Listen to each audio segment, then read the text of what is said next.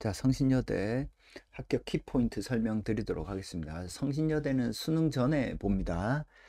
수능 전에 보기 때문에 지금 얼마 안 남았죠, 그죠? 그래서 타이트한 준비가 필요한 대학이다. 타이트한 준비가 필요하다. 오케이. 자, 그 다음 두기합 7등급입니다. 두기합 7등급인데 대략 한 절반 정도는 맞춰요. 그래서 경쟁률 보시면 어때? 실질 경쟁률이 어때요? 한 40%는 못 맞추죠, 그죠? 40%에서 한 50% 정도는 최저를 못 맞춥니다, 그죠? 그래서 최저를 맞추는 것 자체가 뭐예요? 논술에서 절반 가까이를 떨어뜨리는 겁니다. 그래서 여러분 최저를 맞추셔야 일단 절반 제끼고 시작한다, 이렇게 생각하세요. 자, 논술 100%고요. 100분 두 문항입니다. 문항당 800에서 1000자, 900자 플러스 마이너스 100자 정도를 줍니다. 제시문이 쭉 주어지고 두 문제가 이렇게 딸려 나오는데 논제가 조금 어려워요. 논제랑 제시문이 어려운 대학이다. 그래서 성신여대는 논술 난이도로 치면 조금 높다라고 볼 수 있겠습니다. 왜냐하면 학생들의 입장에서 조금 낯선 주제가 많이 나와요.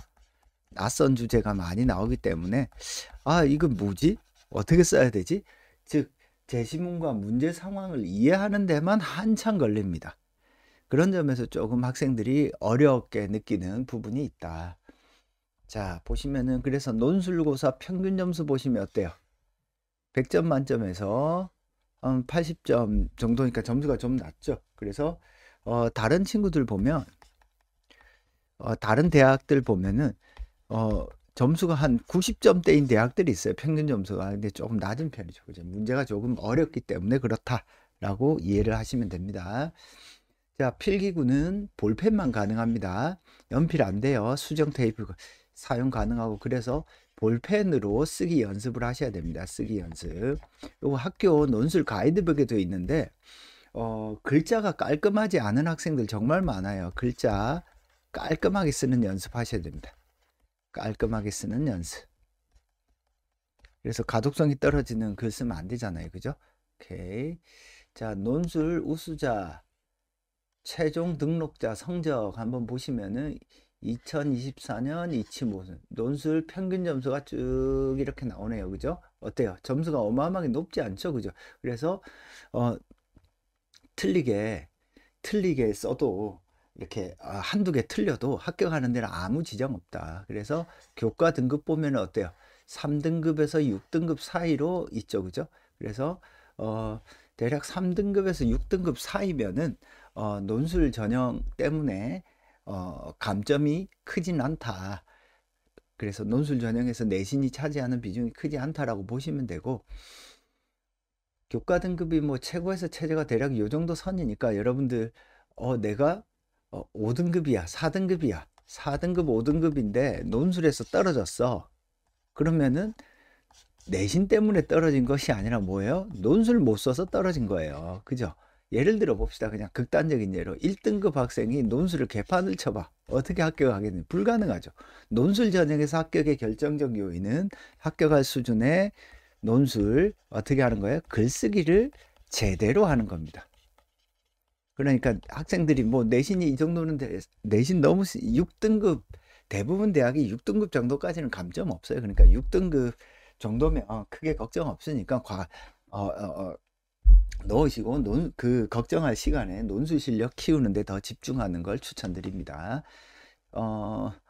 성신여대는 어때요? 시험이 얼마 안 남았잖아요. 빨리 하셔야 됩니다. 성신여대 문제 한번 보겠습니다. 작년 기출 문제인데 영토 문제, 기후변화 문제. 무슨 말이냐면 이 대학은 전부 다 어때요? 시성 있는 문제를 냅니다. 시성 있는 문제. 예를 들어서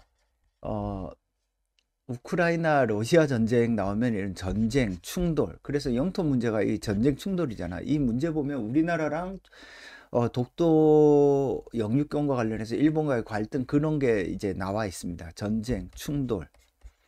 또 코로나 이후에 신보호주의가 등장하면서 어때요? 지금 트럼프가 관세 엄청 매기고 있잖아요. 뭐 이런 거 논술 문제로 나온 적 있습니다. 코로나 당연히 논술 문제로 나온 적 있어요. 성신여대에서 전쟁 충돌 나온 적 있어요. 신보호주의 관세에 나온 적이 있습니다. 자, AI 많이 등장하잖아. 성신여대에 나온 적이 있습니다. 무슨 말이냐면 이 대학은 그 해에 중요한 어떤 쟁점이 되는 시성 있는 문제를 어때요? 기출합니다. 기출되는 문제들이 조금 시성 있는 문제들이 많이 나온다라고 보시면 되겠다. 어떤 뜻인지 아시겠죠? 그러면은 여러분도 공부를 하실 때 그냥 막연히 공부하지 마시고 올해 나올 만한 주제가 뭘까? 올해 나올 만한 주제가 뭘까? 예를 들어서 어떤 기후 작년에도 나왔지만 기후 문제, 기후 변화에 어떻게 대응해야 될 것인가? 그죠? 그 다음에 지금 전 세계적으로 어때요? 관세로 인한 무역 충돌 생기잖아요. 무역 충돌. 그래서 나올 만한 주제들을 여러분들이 미리 조금 생각해보고 이런 주제가 나오면 어떤 것들을 조금 생각해둬야지라고 하는 걸 성신여대를 준비하는 친구들은 조금 능동적으로 이렇게 공부할 필요가 있겠다. 그래서 문제 안에는 이게 영토 문제입니다. 이렇게 직접적으로 묻지는 않지만 읽어보면은 작년 1교시 문제는 영토 문제고요. 2교시 문제는 기후변화 문제입니다. 그래서 읽어보면 이런 시의성 있는 주제가 나오고 요거는 성신여대가 한동안 논술을 안 보다가 2020년부터 다시 보고 2020년인지 19년인지부터 다시 보기 시작했는데 그때부터 나왔던 일관된 흐름입니다. 시의성 있는 문제를 낸다. 그래서 여러분들이 시의성 있는 내용들을 알고 있으면 숙지를 조금 해두고 준비하는 게 조금 더 편하다. 자, 학교가 논술 가이드북에 이건 예전에 있는 겁니다. 지금 올해 논술 가이드북도 있는데 거기에는 안 실려 있더라고요. 그래서 학교가 어떤 식으로 문제를 내는지 논술은 글자 그대로 논리적으로 서술하는 것.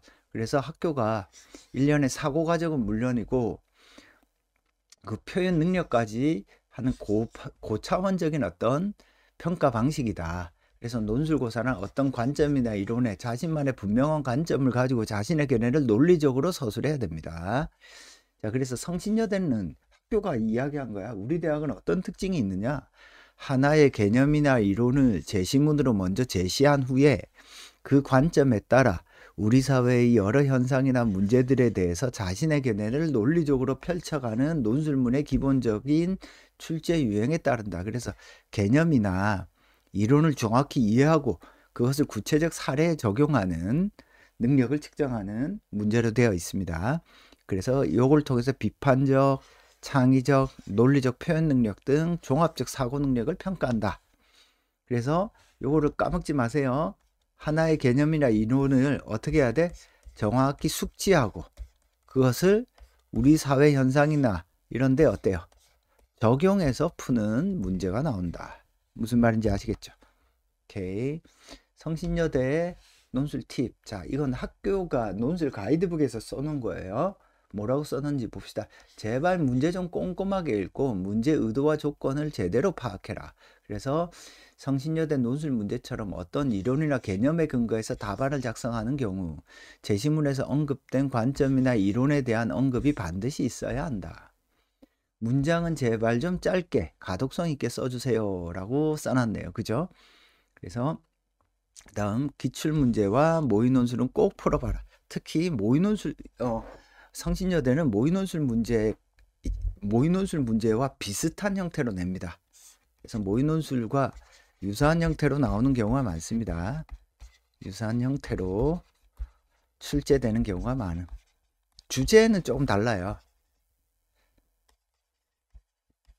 주제는 다른데 문장의 어떤 형식이나 질문의 방식, 발문의 방식이 모의논술과 비슷한 형태로 많으니까 그래서 모의논술의 어떤 구조대로 한번 쓴다 이렇게 생각을 하시면 좋겠습니다. 성신여대 논술에서 좋은 점수를 얻기 위한 팁, 학교가 뭐라고 얘기했어요? 시의성 있는 주제에 대한 호기심을 키워라. 그래서 현대사회에서 중요하게 논의되는 어떤 쟁점, 어떤 이슈 이런 것들과 관련된 어떤 그 내용을 파악하는 잘 알고 있느냐를 묻는 게 아니라 그 쟁점 이슈가 왜 문제가 되는지, 그게 왜 본질적인 문제가 무엇인지 이런 걸 물어봅니다. AI가 나오면 AI가 뭐 해서 잡다한 지식을 묻는 게 아니라 AI와 관련해서 본질적인 문제가 무엇인지 요걸 묻는 거다, 이렇게 이해하시면 되겠습니다. 성신여대 논술의 특징으로 자리 잡은 시사적인 주제. 그래서 학교가 뭘 요구한다고요? 시사적인 주제의 근간에 자리 잡고 있는 관점을 파악하는 것이 핵심이다. 어떤 관점에서 이 문제가 나오는지, 그 관점과 기저에 이르는 철학을 파악하는 것이 중요하다. 또한 언론사에 따라 특정한 사건을 바라보는 시각이 다를 수 있기에, 그래서 다른 논조의 신문들을 보는 게 좋다. 그래서 어떤 사안에 대해서 이 사람은 어떤 관점에서 파악하는지, 그래서 핵심되는 어떤 차이가 무엇인지 이런 것들을 물어본다. 그래서 본질적인 차이, 관점의 차이, 이런 것들이 드러나는 글쓰기를 하셔야 됩니다. 자, 그러면 성신여대는 어떻게 해야 합격해요? 제시문에 들어있는 개념과 이론을 정확히 숙지해야 됩니다. 그 개념과 이론을 시의성 있는 사례에 적극적으로 적용을 하셔야 된다. 시의성 있는 주제를 개념과 이론으로 연결짓는 게 핵심입니다. 나올 만한 시의성 있는 주제를 정리하고 쟁점을 숙지해 두는 것이 큰 도움이 됩니다. 그래서 거의 보면 제가 이제 성신여대 파이널 수업을 거의 매년 하는데요. 하다 보면 이런 주제 한 4-5개 정해주면 대부분 그 안에서 또 나오더라고요. 근데 이제 주제를 정확히 아는 것과 또 그 문제 쓰는 거는 다르긴 한데, 그렇다고 하더라도 주제가 조금 익숙하면 아무래도 쓰기가 편하겠죠. 그죠? 자, 그리고 900자 2문제가 나오거든요. 2문제라서 시간이 좀 타이트해요. 100분 안에 쓰기가. 그래서 주어진 시간 안에 완성하는 연습을 반드시 하셔야 됩니다.